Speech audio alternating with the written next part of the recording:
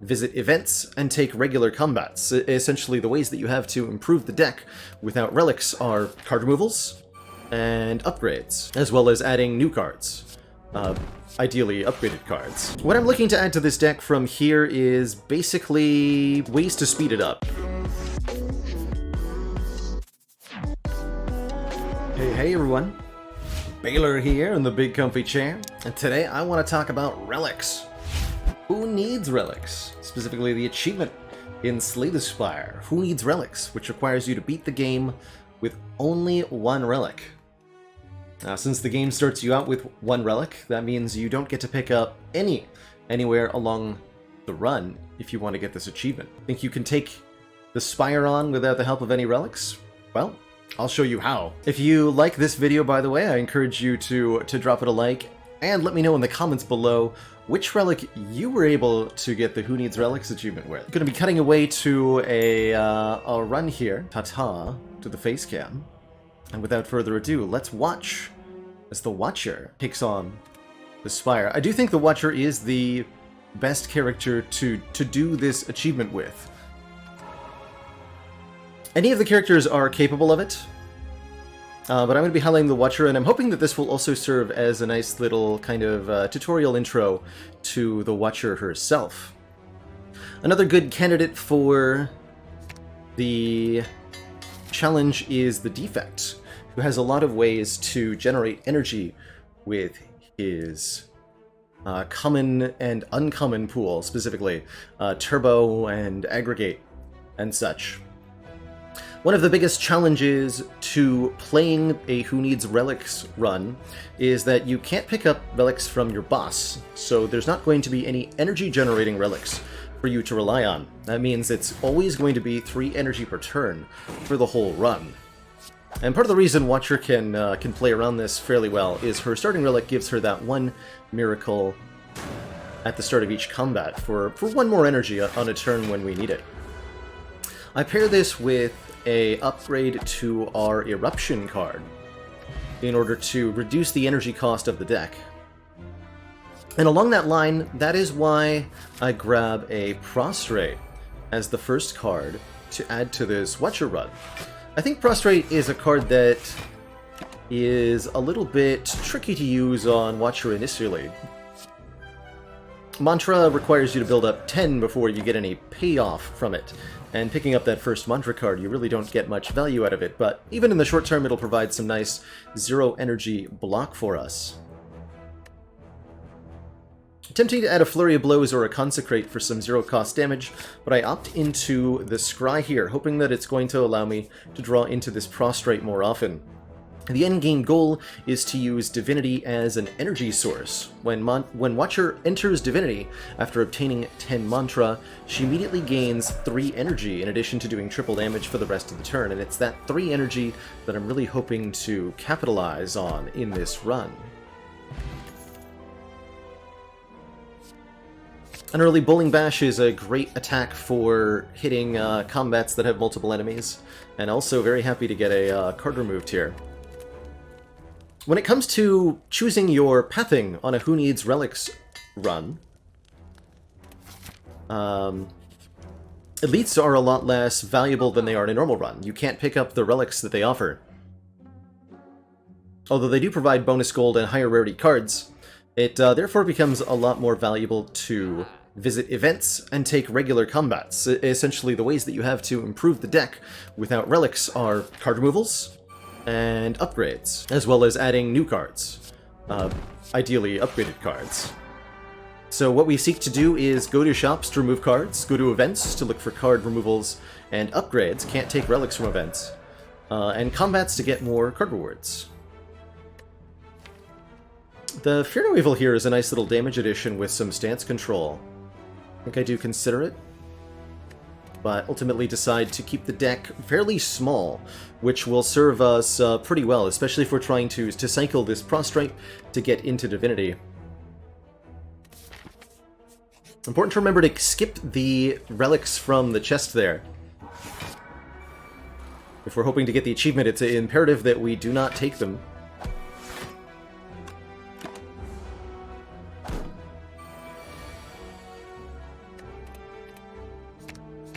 Potions are also going to be a major resource for us to use here.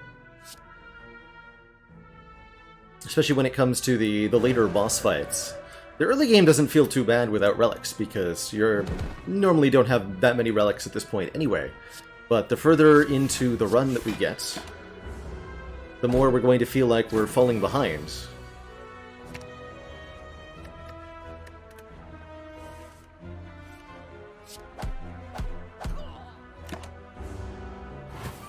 That cultist a slap.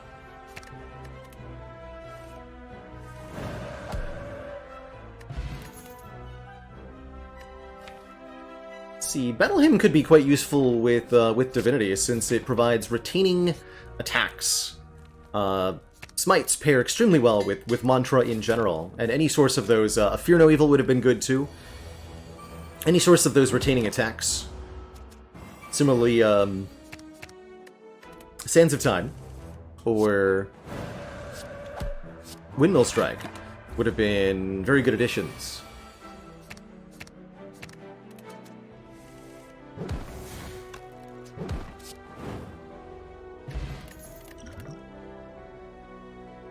Some more zero-cost cards here.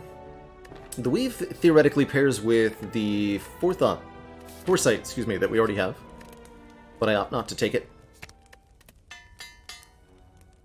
Each card must be weighed against the value of not taking it. I opt to click a couple times. I did originally want to show how to fix if you accidentally get a relic, but we end up in a fight with the Gremlin Knob here, and I'll choose to beat him up just for the money. It's still worth taking a fight like this in order to get the non-relic rewards. And there's quite a bit of cash here, 58 gold. Be careful not to pick up that potion again, or not to pick up that relic again. I opt to take an Empty Fist for a little bit of stance control. When you're navigating your early fights in Watcher, it's very imperative that you play around the double damage opportunity that your Wrath stance provides.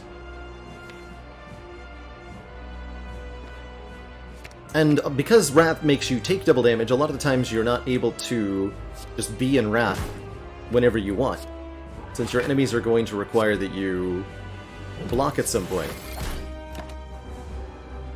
So having the option to exit your stance with an attack like Empty Fist, a draw card like Empty Mind, or a source of calm entry can serve a similar purpose. But I think especially as you start to add more cards to your Watcher deck, going up from the starting 10 to 15 to 20, having another card or two to give you control over your stance is absolutely vital. Here in this Guardian fight, we do see the first payoff of our Prostrate, as we're about to enter Divinity for the first time, and we have a handful of smites ready to take advantage when we do. It's time.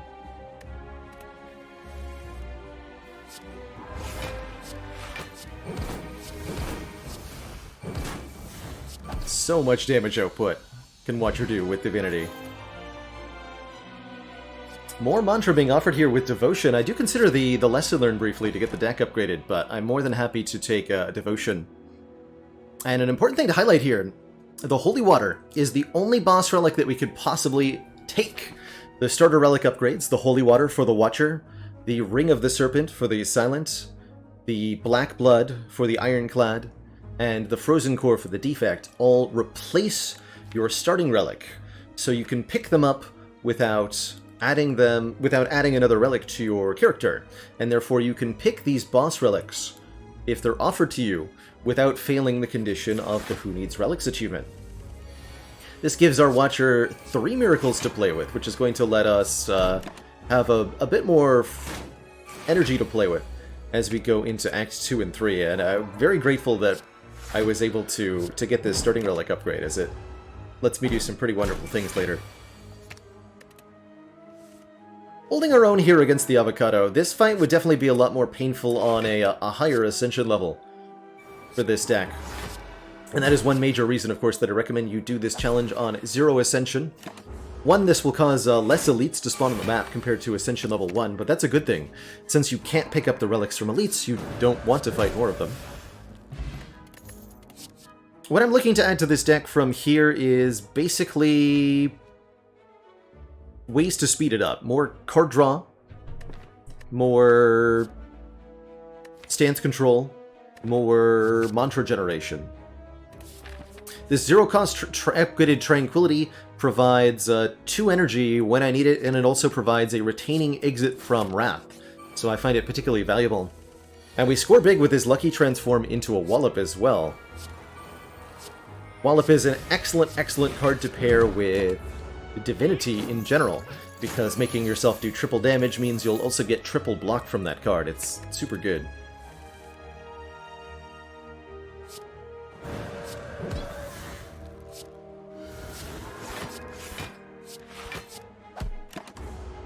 One thing I want to highlight, I didn't talk about it at the moment when we did it in Act 1, but the first card that I removed from my starting deck was a Strike, and I think Watcher does frequently benefit from, or sorry, was a Defend. We removed a Defend before a Strike. And I wanted to point out that Watcher frequently benefits from removing her Defend cards, because the Strikes remain quite relevant through the mid-game. With her stance-changing mechanics, since you're able to double or triple the damage of a strike, it's a lot more relevant on Watcher than it is on, say,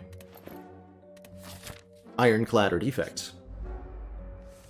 Really happy to have that Scrawl here. Scrawl is exactly one of the cards that does enable this to go a lot faster.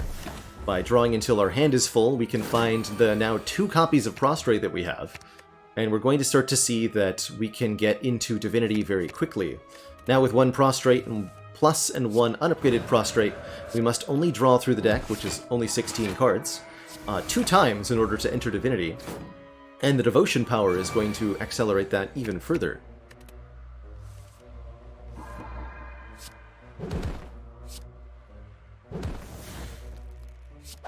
This creates a fairly general, I think, playstyle for the Watcher, which is spending maybe 2 or 3 turns setting up, blocking a little bit, but putting powers in play, accumulating a resource, setting your stance up correctly, such that you can deliver a large amount of damage on turn 2 or 3 or 4.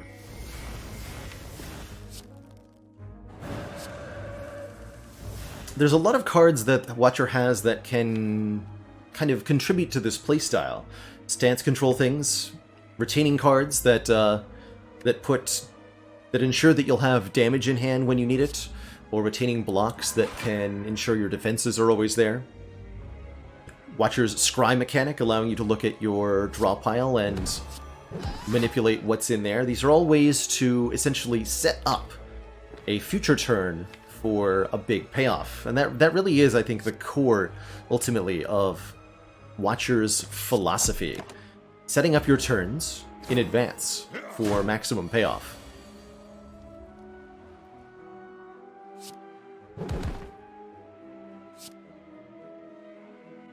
For this deck, that means accumulating damage cards in hand with Battle Trance, getting those retaining smites going, and then accumulating a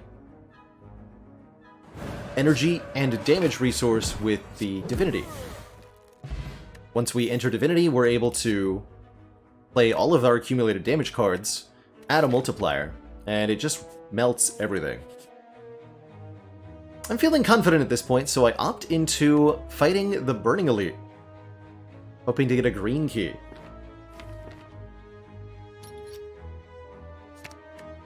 And yet another removal enables this deck to be even more streamlined. The more removals we get, the more quickly we can draw these Prostrates, the more quickly we can enter Divinity. So we're going to fight this Grim Leader, but we won't be able to pick up the relic that they drop. It's like a spicy turn 1. Bowling Bash is going to do how much? 30 times 3?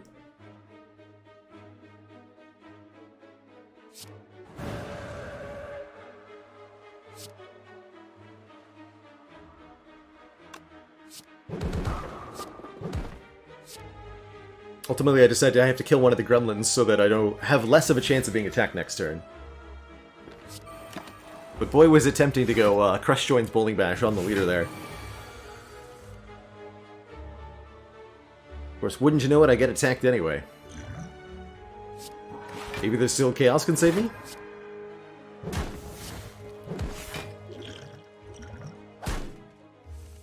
Easy every time.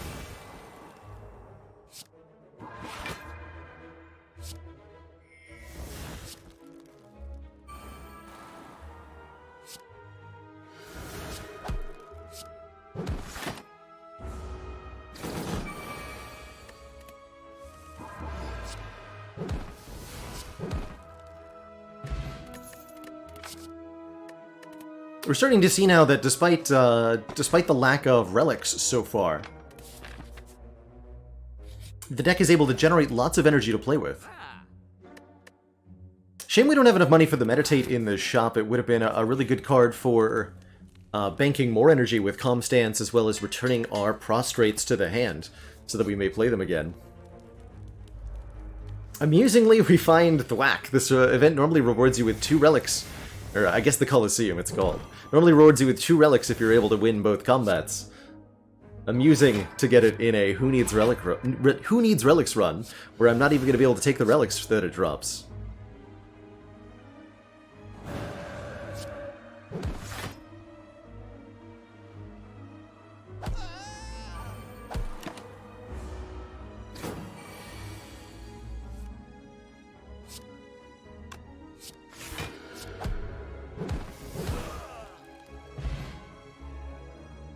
The second combat does, however, drop a lot of money, so I decide to take it on anyway.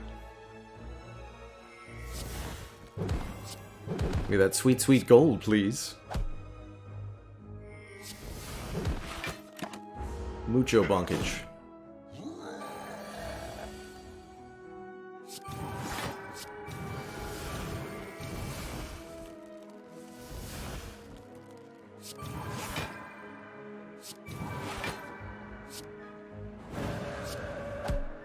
If we just get a little bit more Mantra into this deck and a little bit more card draw, we might be able to enter Divinity on turn 1.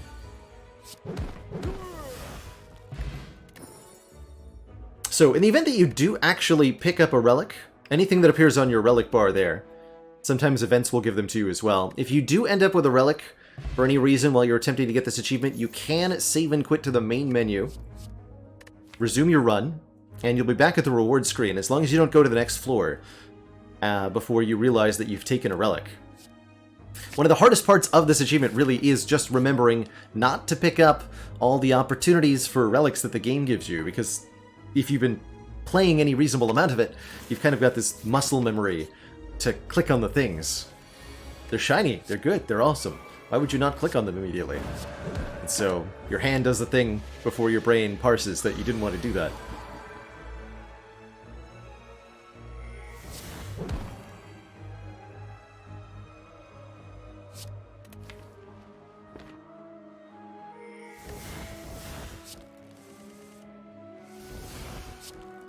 Glad we have the Wallop in this deck, otherwise this Snecko enemy would really be a real problem for a deck of mostly zero-cost cards at this point.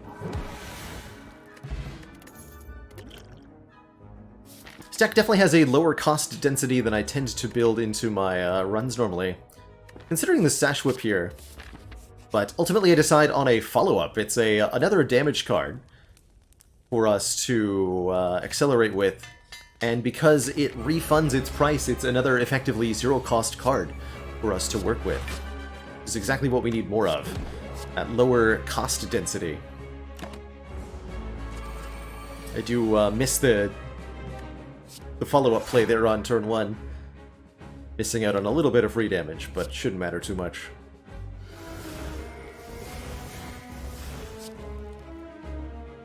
Betting it all in a big scroll.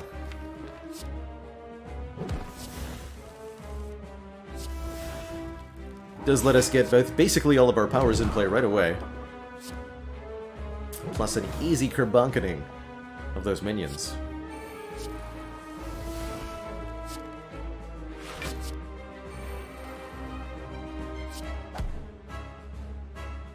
Well, right now the deck is most of the way where it needs to be to win a run. We need a little bit more of a block solution. We currently have Divinity Wallop for serious block, but at the moment this deck would really struggle to block against an Act 3 boss, and it's going to need to improve its block output substantially in order to tackle them. The damage output should be fine.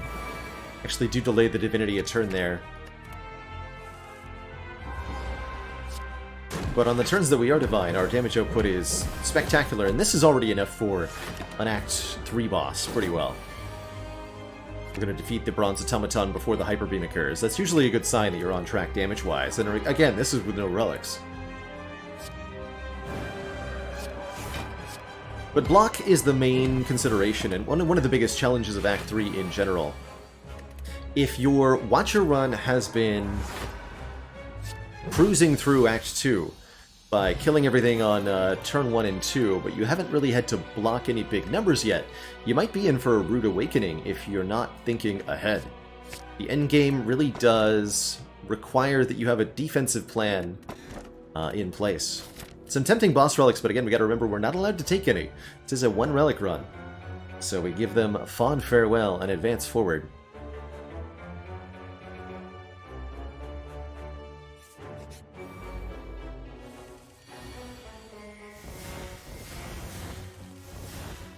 To get some better block into this deck, we're looking for something like Mental Fortress, or Talk to the Hand maybe, Persistent Weaken from Wave of the Hand. Even Like Water could potentially work, especially with this Tranquility now. Block generating powers. Upgraded block cards could work as well. Sanctity Plus. Protect Plus. Deceive Reality Plus. These are all some fairly good block cards we could theoretically see that I'd be kind of happy to add to this deck. The other option is to gain a substantial amount of dexterity from something, like a speed potion with an artifact potion maybe. I do decide this Just Lucky is helpful. It's another zero cost card. And the 2 Scry is pretty useful in getting our mantra and powers deployed quickly. Good old 3 Darklings always greeting you at the beginning of Act 3. The Stinkers are in both the hard pool and the easy pool, which means you can counter them twice in a row, and they're a real nuisance if they're one of your first fights in Act 3. I panic a little bit here.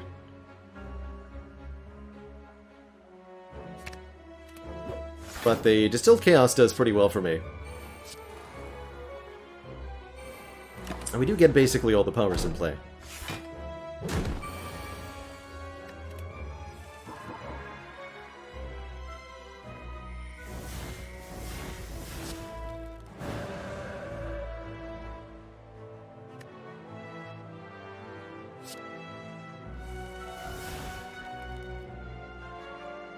You might have noticed back when we picked up the green key in Act 2, but I'm feeling confident enough about this run that I've chosen to make it a heart attempt as well.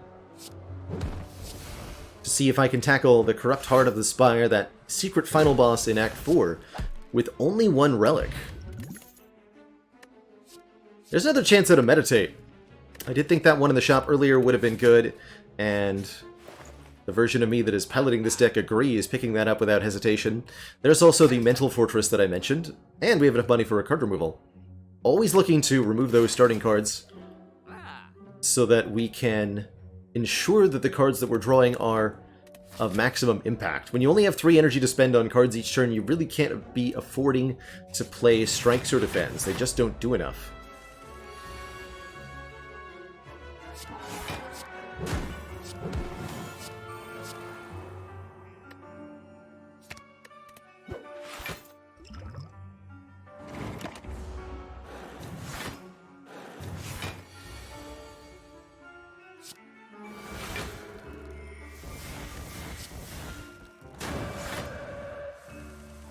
Gunworms are having a bad time.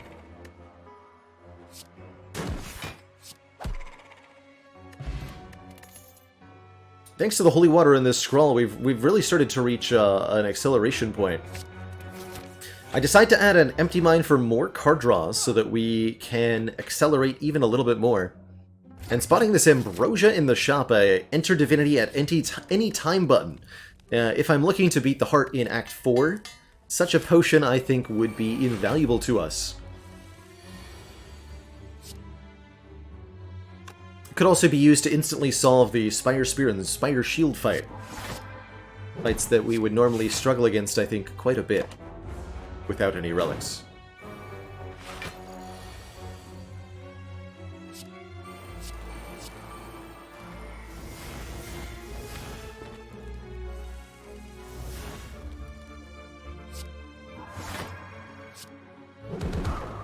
At this point, the deck is relatively saturated with powers. We've got 2 Devotions, we've got a Mental Fortress, we've got a Foresight, and we've got a Battle Trance. Battle Hymn.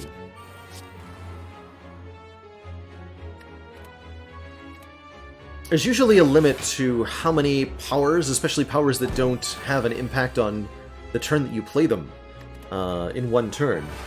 Or, you know, you don't want to put too many of those into your deck because you can end up drawing all of them at the same time on a turn that you need block. Or you can end up failing to draw damage in a fight where you need to do damage immediately, say Reptomancer, for example. However, because we have no relics, we really don't scale up well enough to the late game threats if we don't add lots and lots of copies of powers.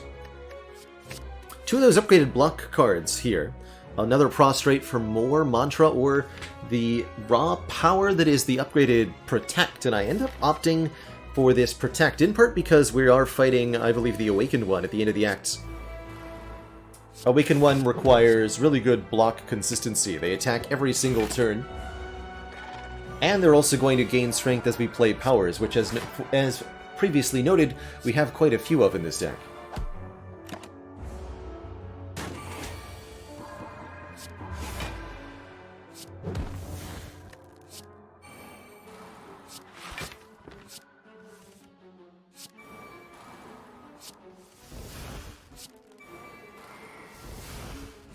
We're starting to trend towards something called, I guess you could call it the Watcher's Stance Dance, where we can generate lots of resource by swapping back and forth between stances. Whenever we leave Calm, we gain 2 energy. We also gain 3 energy when we enter Divinity, and additionally we gain now 6 block every single time we change stances. Changing stances being switching from one stance to another, entering a stance from no stance, or leaving a stance. These are all stance changes, and they'll all give us block for Mental Fortress. Also, quite notably, with Divinity, when you enter Divinity, you gain block from Mental Fortress, and you'll gain block again because you automatically exit Divinity at the beginning of the next turn. So when you exit Divinity at the beginning of the next turn, you'll gain again block from the Mental Fortress. Puts in double duty, essentially.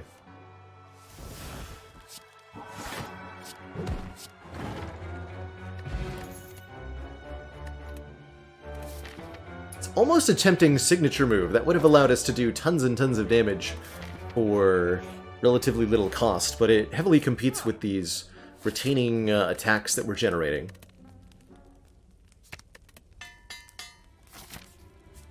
An upgrade on Meditate, absolutely essential here.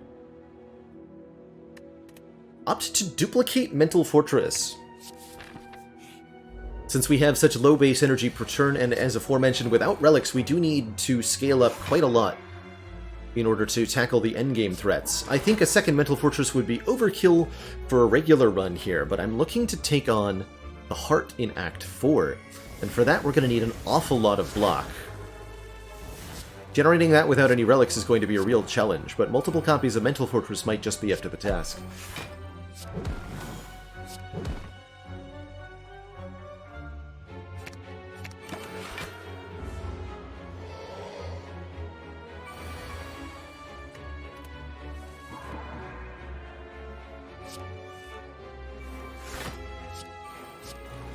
This kind of deck works extremely well against Nemesis. The Enemy is intangible every other turn, requiring you to be able to draw your attacks on a precise turn. But because we have such control over the deck with our Scry, with our Retain, and with our Meditate, we're able to easily make sure we can do damage on the right turns. Blam. Another accidental relic pickup, but that's no problem, because Save and Quit's here to save the day.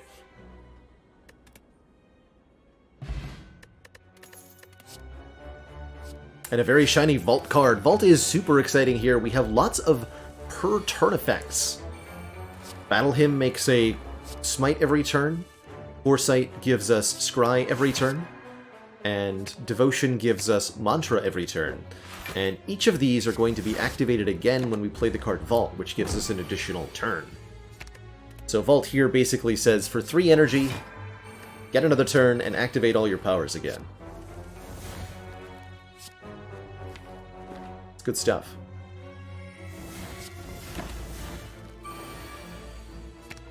It will also activate end-of-turn debuffs. For example, the Constrict debuff from this very enemy will hit you for damage if you play Vault.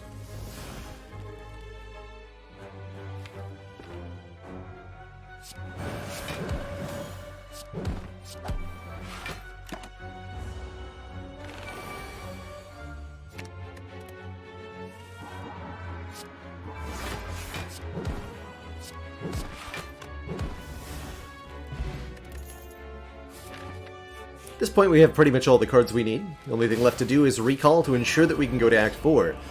And now it's time for our boss fight.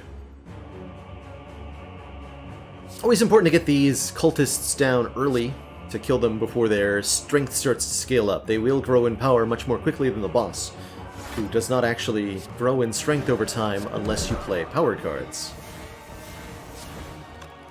Very much relying on Scrawl to get me out of Wrath Stance. I was pretty confident in that draw, although I think there was a small chance I would have had to use the Stance Potion to escape. We'll have to play at least some of these powers, probably not all of them. I think Battle Hymn is going to go unplayed here.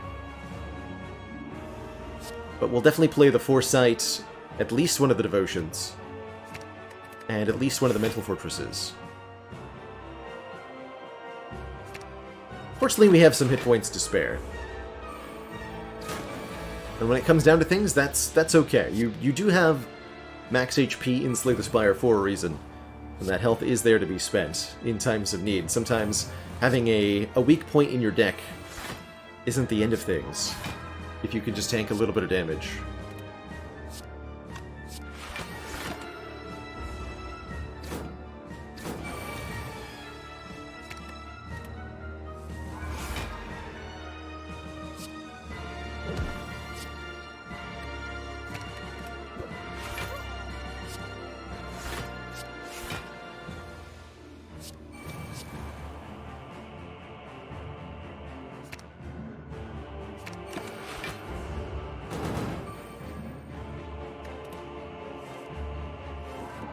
Decide that we're blocking consistently enough that I can get away with the second Devotion here. Going into Divinity every turn will generate lots of block after all. So maybe I don't play it.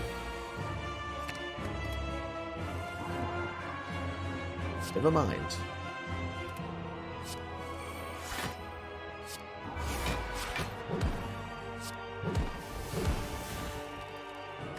It is something that I can play safely once we defeat the first phase of Awakened One, and they revive.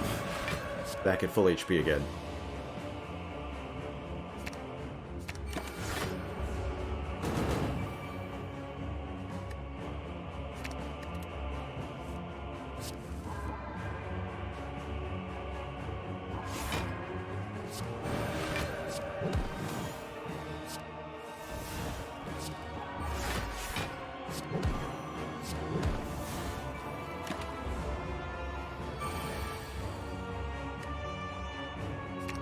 You can also play powers in the same turn that you kill Awakened One. First phase.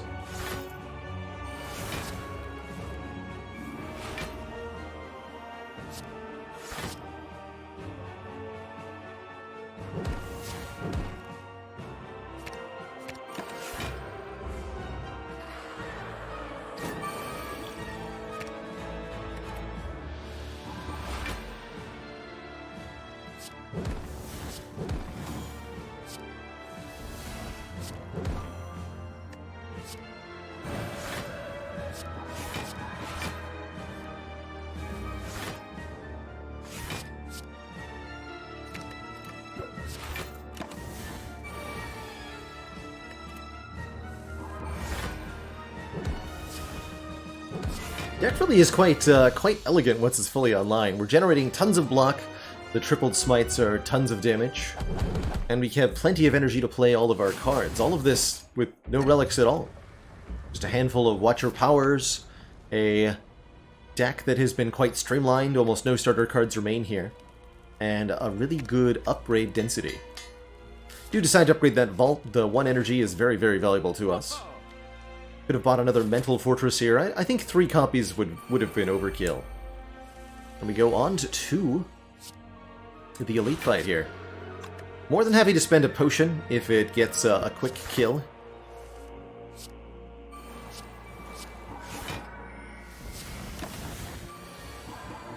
We might be getting Divinity by... not quite this turn. Next turn looks like we'll be Divine. And if I can kill Spire Spear next turn, Divinity Bowling Bash is definitely a way to do that. We can avoid a lot of problems here.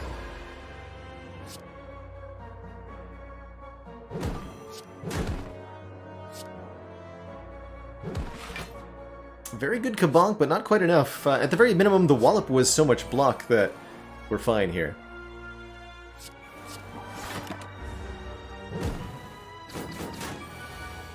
To opt to not play Miracle Protect and take a little bit of damage there rather than using the Miracle.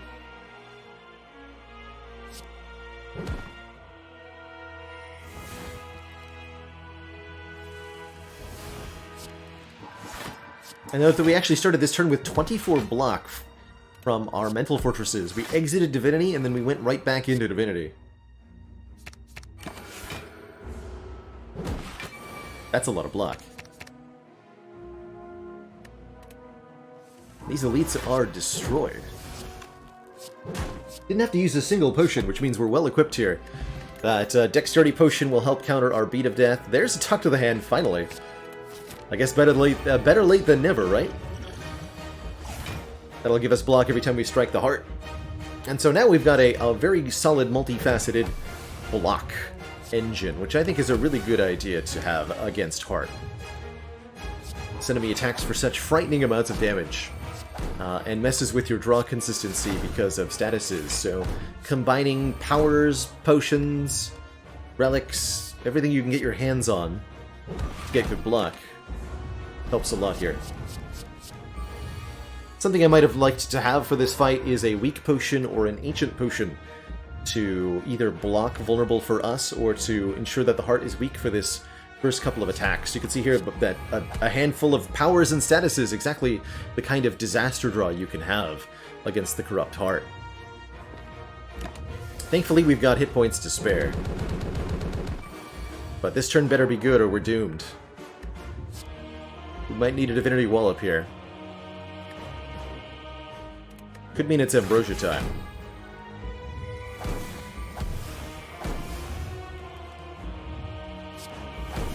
To get as many cards out of the hand as possible before playing the Scrawl. Lots of block from the Mental Fortress, and we do get into Divinity without the need of the Ambrosia, at least for now. Meaning we full block this hit, no problem. And from here I think we'll be smooth sailing with the status is gone and the debuff's gone.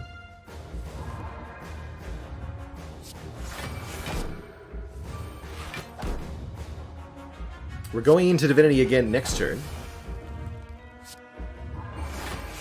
Oh, or right now.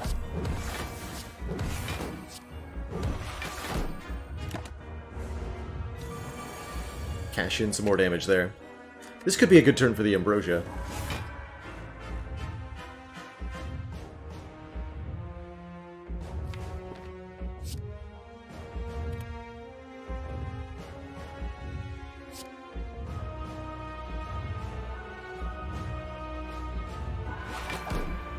I think that's what I opt to do.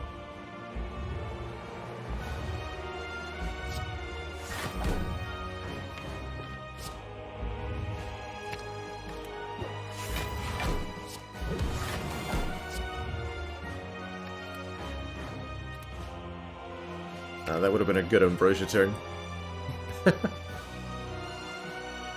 But we do get a full block. And knowing that we'll enter Divinity at the sort of next turn, I pick the Wallop out of the discard pile to have a block plan for this turn. 4/12. Artifact prevents us from applying Vulnerable, but we can still hit heckin' hard. And Mental Fortress will get us the rest of the way there.